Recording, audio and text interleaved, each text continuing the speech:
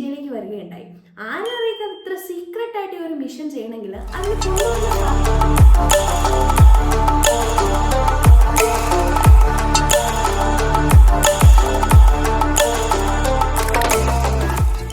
ആരെ അറിയിക്കാതെ കുറെ മാസങ്ങളുടെ പ്ലാനിങ് എടുത്ത് ഒരു വിമാനം UK-യിൽ നിന്ന് ഇന്ത്യയിലേക്ക് വരികയുണ്ടായി.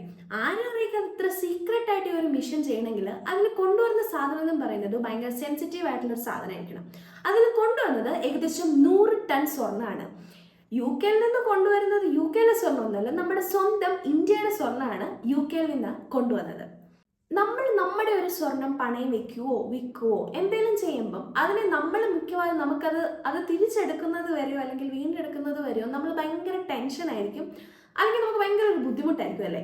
പോട്ടെ, നമ്മളൊരു ഒരു വീട് പണിയുന്നതിനോ സ്ഥലം വിൽക്കുന്നതിനോ എന്തിനേലും ആവശ്യത്തിന് സ്വർണം വിറ്റ് കഴിഞ്ഞാൽ തന്നെ നമ്മൾ കേൾക്കാതെ നാട്ടുകാർ പലരും പറയും, ഓ അവൻ സ്വർണം വിറ്റിട്ട് അത് ചെയ്തത്.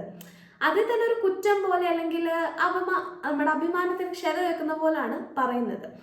മനുഷ്യന്മാർക്ക് തന്നെ അങ്ങനാണെങ്കിൽ സ്വന്തം നാടിന്റെ സ്വർണം വേറൊരു നാട്ടിൽ കൊണ്ട് പണയം വെക്കേണ്ട ഒരു അവസ്ഥ വന്നു കഴിഞ്ഞാൽ നമ്മുടെ നാടിന്റെ അവസ്ഥ എന്തായിരിക്കും? അങ്ങനെ ഒരു സിറ്റുവേഷനിൽ നമ്മുടെ ഇന്ത്യ പോയിട്ടുണ്ട്. അതായത് 1990s എക്കണോമിക് ക്രൈസിസ് വന്ന സമയത്ത് ഇന്ത്യക്ക് ഏകദേശം $430 ബില്യൺ വേണ്ടി വന്ന സമയത്ത് അത് വായ്പ എടുക്കുന്നതിന് വേണ്ടിയിട്ട് ഇവിടുത്തെ ഗോൾഡ് കൊണ്ട് ലണ്ടനിൽ പ്ലെഡ്ജ് ചെയ്തിട്ടാണ് അന്ന് അവർ ആ എക്കണോമിക് ക്രൈസിസിനെ ഫേസ് ചെയ്തത്. അന്ന് എടുത്ത ലോണ് ആ വർഷം അവസാനോടുകൂടി ഇന്ത്യ തിരിച്ചടച്ചു. പക്ഷെ തിരിച്ചടച്ചിട്ടും സ്വർണം തിരിച്ച് ഇന്ത്യയിലേക്ക് കൊണ്ടുവരാതെ അവിടെ തന്നെ വെച്ചു. നമ്മൾ ആരെങ്കിലും ഒരു ബാങ്കിൽ കൊണ്ട് ഗോൾഡ് ലോൺ വെച്ചിട്ട് പൈസ തിരിച്ചടച്ചിട്ടും സ്വർണം അവിടെ ഇരുന്നോട്ടെ ഞങ്ങൾ ഇപ്പൊ എടുക്കുന്നില്ലെന്ന് നമ്മളാരും പറയില്ല. പക്ഷെ എന്തുകൊണ്ടായിരിക്കും ഇന്ത്യ അന്ന് അങ്ങനത്തെ ഒരു സ്റ്റാൻഡ് എടുത്തത്? ഒറ്റ കാരണമുള്ളൂ, നമ്മുടെ ട്രേഡും അതിന്റെ റിട്ടേൺസ് ഒക്കെ കുറച്ചും കൂടി ഈസി ആയിട്ട് എടുക്കാൻ വേണ്ടിയിട്ടാണ് അന്ന് ഇന്ത്യ അങ്ങനെ ഒരു ഡിസിഷൻ എടുത്തത്. ആ ഒരു സിറ്റുവേഷൻ കണ്ടിട്ട് ഇപ്പൊ നോക്കുവാണെങ്കിൽ ഇപ്പൊ ഇന്ത്യ ഒരുപാട് സ്വർണം വാങ്ങിക്കൂട്ടുന്നുണ്ട്. അത് എപ്പം മുതലാന്ന് ചോദിച്ചു കഴിഞ്ഞാൽ US ഡോളറിലുള്ള ലോകരാഷ്ട്രങ്ങൾക്കുള്ള ഒരു വിശ്വാസം കുറഞ്ഞതിന് ശേഷമാണ് ഇന്ത്യ ഇത്രയും ഗോൾഡ് മേടിക്കാൻ തുടങ്ങിയിരിക്കുന്നത്. അതായത് ലാസ്റ്റ് ഇയറിൽ ഏകദേശം 27.4 ടൺസ് ഗോൾഡാണ് ഇന്ത്യ മേടിച്ചത്. ഇപ്പൊ നിലവിൽ മൊത്തത്തിൽ ഇന്ത്യക്കുള്ളത് 822 ടൺ ഗോൾഡാണ് ഇന്ത്യയുടെ ഒരു അസറ്റ് എന്ന് പറയുന്നത്. ഇപ്പൊ നമ്മൾ ഇത്രയും കാര്യം പറഞ്ഞപ്പോൾ ഇപ്പൊ നമ്മുടെ മനസ്സിൽ കുറെ ചോദ്യങ്ങൾ ഉണ്ടായിരിക്കും. എന്തിനാണ് ഇന്ത്യക്ക് ഇത്രയും ഗോൾഡിന്റെ ആവശ്യം? എന്തിനാണ് ഇത് UK-യിൽ കൊണ്ടുവച്ചത്? ഇപ്പൊ എന്തിനാണ് തിരിച്ചു കൊണ്ടുവരുന്നത്? ഇതൊക്കെ നമ്മുടെ മനസ്സിൽ വന്ന ഒരു ചോദ്യമായിരിക്കും ഈ ഒരു ന്യൂസ് കാണുമ്പോൾ. സോ ഈ ഓരോ ചോദ്യങ്ങളും നമുക്ക് ഡീപ്പായിട്ട് ഇറങ്ങി നോക്കാം. അപ്പോൾ നമ്മൾ ആദ്യത്തെ ചോദ്യം നോക്കുവാണെങ്കിൽ, എന്തിനാണ് എല്ലാ ബാങ്ക്, അതായത് RBI ആയിക്കോട്ടെ സെൻട്രൽ ബാങ്ക്സ് ആയിക്കോട്ടെ, എന്തിനാണ് ഈ ഗോൾഡിന്റെ ഒരു ആവശ്യം വരുന്നത്? മെയിൻ ആയിട്ട് നമ്മൾ ഈ ഗോൾഡ് യൂസ് ചെയ്യുന്നത് ഒരു എക്കണോമിക് ക്രൈസിസോ അല്ലെങ്കിൽ US ഡോളറിന്റെ കുറവ് മൂലമോ നമുക്കൊരു സിറ്റുവേഷൻ വരുമ്പോൾ നമ്മുടെ രാജ്യത്തിന്റെ സ്റ്റേബിൾ ആയിട്ട് നിർത്താൻ വേണ്ടിയിട്ട് നമുക്ക് ഈ ഗോൾഡ് യൂസ് ചെയ്യാൻ പറ്റും. മെയിൻലി ആ ഒരു സിറ്റുവേഷനിലാണ് ഈ ഗോൾഡ് എന്ന് പറയുന്ന ഒരു സാധനം RBI അല്ലെങ്കിൽ സെൻട്രൽ ബാങ്ക്സിനൊക്കെ യൂസ് ചെയ്യാൻ പറ്റുന്നത്. ഇനി മൊത്തം വേൾഡിലുള്ള മൈൻ ചെയ്തെടുക്കുന്ന ഗോൾഡിന്റെ ഏകദേശം 17% ഈച്ച് സെൻട്രൽ ബാങ്ക്സിനും അവർക്ക് സ്വന്തമായിട്ട് എടുക്കാൻ പറ്റുന്നതാണ്. അത് അതിന്റെ ഒരു കണക്ക് പറയുന്നത്. ഇപ്പൊ നമ്മൾ നേരത്തെ പറഞ്ഞു RBIക്ക് ഇപ്പൊ നിലവിലുള്ളത് ഏകദേശം 822 ടൺ ഗോൾഡ് ആണ്. ഇതിൽ 50%, അതായത് പകുതിയോളം തന്നെ നമ്മൾ പുറത്താണ് സൂക്ഷിച്ചിരിക്കുന്നത്. പുറത്തെന്ന് പറയുമ്പോൾ 2 ബാങ്കുകളിലായിട്ടോ, ഒന്ന് ബാങ്ക് ഓഫ് ഇംഗ്ലണ്ട് അല്ലെങ്കിൽ ബാങ്ക് ഓഫ് ഇന്റർനാഷണൽ സെറ്റിൽമെന്റ്. ഇവിടെയാണ് നമ്മൾ നമ്മുടെ സ്വർണം സൂക്ഷിച്ചിരിക്കുന്നത്. ഇനി രണ്ടാമത്തെ ചോദ്യം നമ്മൾ പറഞ്ഞല്ലോ, എന്തിനാണ് നമ്മൾ ഈ സ്വർണം ഇന്ത്യയിൽ സൂക്ഷിക്കാതെ പുറത്തു കൊണ്ട് സൂക്ഷിക്കുന്നത്? നമുക്ക് ഇന്ത്യയിൽ സൂക്ഷിക്കാൻ പറ്റാതിരുന്നിട്ടാണോ? അല്ല, സ്വാതന്ത്ര്യം കിട്ടുന്നതിന് മുമ്പും നമ്മുടെ അസറ്റ് എന്ന് പറയുന്നത് നമ്മൾ പുറത്തെ രാജ്യങ്ങളിൽ കൊണ്ട് സൂക്ഷിച്ചിട്ടുണ്ട്. പക്ഷേ ഈ ഒരു ബാങ്ക് ഓഫ് ഇംഗ്ലണ്ടിലാണ് മിക്ക രാജ്യങ്ങളും, അതായത് അറൗണ്ട് ദി വേൾഡ് നോക്കുവാണെങ്കിൽ എല്ലാവരും തന്നെ സൂക്ഷിക്കുന്നത് ബാങ്ക് ഓഫ് ഇംഗ്ലണ്ടിലാണ്. ബാങ്ക് ഓഫ് ഇംഗ്ലണ്ടിൽ ഏകദേശം 4 ലാക്ക് ഗോൾഡ് ബിസ്ക്കറ്റ്സ് ആണ് അവരുടെ കയ്യിലുള്ളത്. അത് അവരുടെ ഉണ്ട്, പുറത്തുള്ള എല്ലാ രാജ്യങ്ങളുടെ ആയിട്ടാണ് അവർ സേവ് ചെയ്ത് വെക്കുന്നത്. ഇനി ഇപ്പം പുറത്ത് കൊണ്ടുവച്ചിരിക്കുന്ന ഈ സ്വർണം എന്തിനായിരിക്കും ഇപ്പം പെട്ടെന്നൊരു ദിവസം ഇന്ത്യയിലേക്ക് തിരിച്ചു കൊണ്ടുവന്ന് ചോദിച്ചു കഴിഞ്ഞാൽ, മെയിൻലി ഇപ്പം അവർ പറയുന്ന ഒരു കാരണം എന്ന് പറയുന്നത്, നമ്മൾ ഈ സ്വർണം അവിടെ സൂക്ഷിക്കുന്നത് വഴി നമുക്കാരും ഫ്രീ ആയിട്ടല്ല, നമ്മൾ അങ്ങോട്ട് കാശ് കൊടുത്തിട്ടാണ് അവരതവിടെ സേവ് ചെയ്ത് വെക്കുന്നത്. സോ ആ ഒരു കോസ്റ്റ് എന്ന് പറയുന്നത് നമുക്ക് സേവ് ചെയ്യാൻ പറ്റും നമ്മളിത് നമ്മുടെ നാട്ടിലേക്ക് തന്നെ തിരിച്ചു കൊണ്ടുവരുവാണെങ്കിൽ.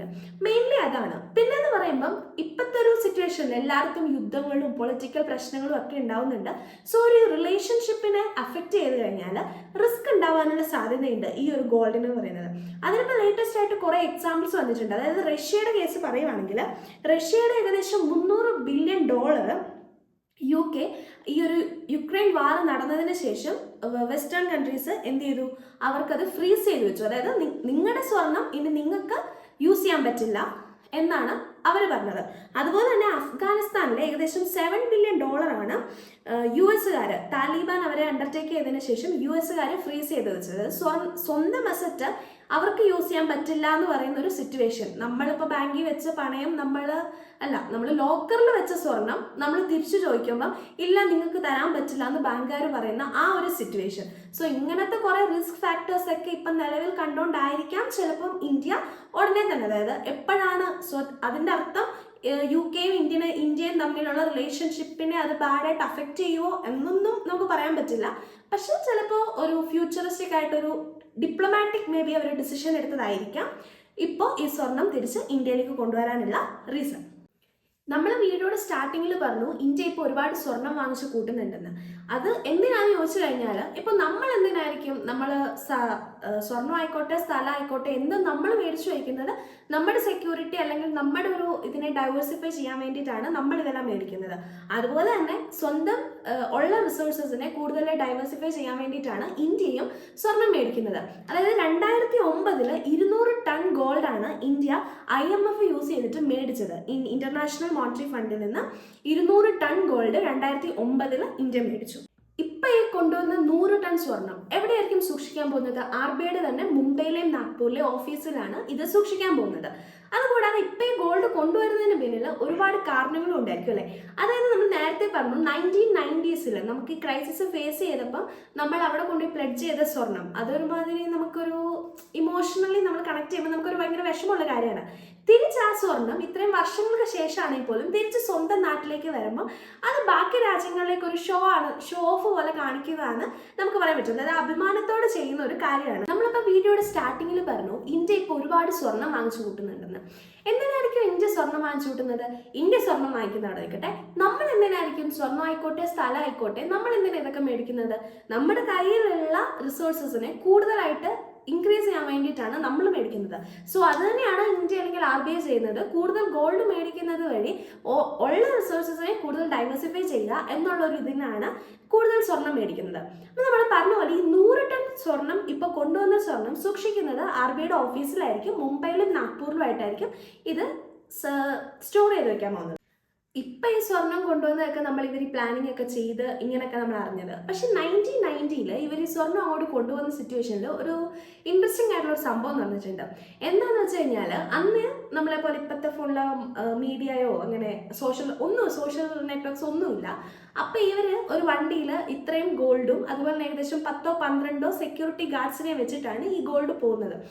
ഗോൾഡ് പോകുന്ന വഴിക്ക് റോഡിൽ വെച്ച് വണ്ടി ബ്രേക്ക് ഡൗൺ ആയി, വണ്ടിക്ക് എന്തോ കംപ്ലൈൻറ്റ് പറ്റി. അപ്പോൾ ഈ ഗോൾഡിനെ കവർ ചെയ്ത് വണ്ടിനെ കവർ ചെയ്ത് ഉള്ള സെക്യൂരിറ്റി ഗാർഡ്സ് എല്ലാം കവർ ചെയ്ത് നിന്നു.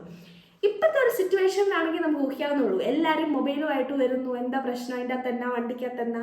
അന്ന് അങ്ങനെയൊന്നും ഇല്ല, എല്ലാവരും വന്ന് ജസ്റ്റ് നോക്കി എന്താ പ്രശ്നം എന്ന് ചോദിച്ചിട്ട് അവരവരുടെ കാര്യം നോക്കിപ്പോയി. ഇന്നാണെങ്കിൽ അതിന് എത്രത്തോളം നെഗറ്റീവായിട്ട്, അതായത് നാഷണൽ അസറ്റിനെ കൊണ്ടുപോകുമ്പോൾ ഇത്ര കെയർലെസ് ആയിട്ടാണോ കൊണ്ടുപോകുന്നതെന്നൊക്കെ ചോദിച്ച് വലിയൊരു പ്രശ്നം ഉണ്ടാക്കാനുള്ള സാധ്യത ഇന്നാണ് ഈ ഒരു സംഭവം നടന്നതെങ്കിൽ ഉണ്ട്. സോ ഇത്രയാണ് നമുക്ക് ഈ ഒരു ഗോൾഡ് ഇന്ത്യയിലേക്ക് കൊണ്ടുവന്നതിനെ കുറിച്ച് പറയാനുള്ളത്. Thanks for watching. വീഡിയോ ഇഷ്ടപ്പെട്ടാൽ സബ്സ്ക്രൈബ് ചെയ്യുക. ബൈ.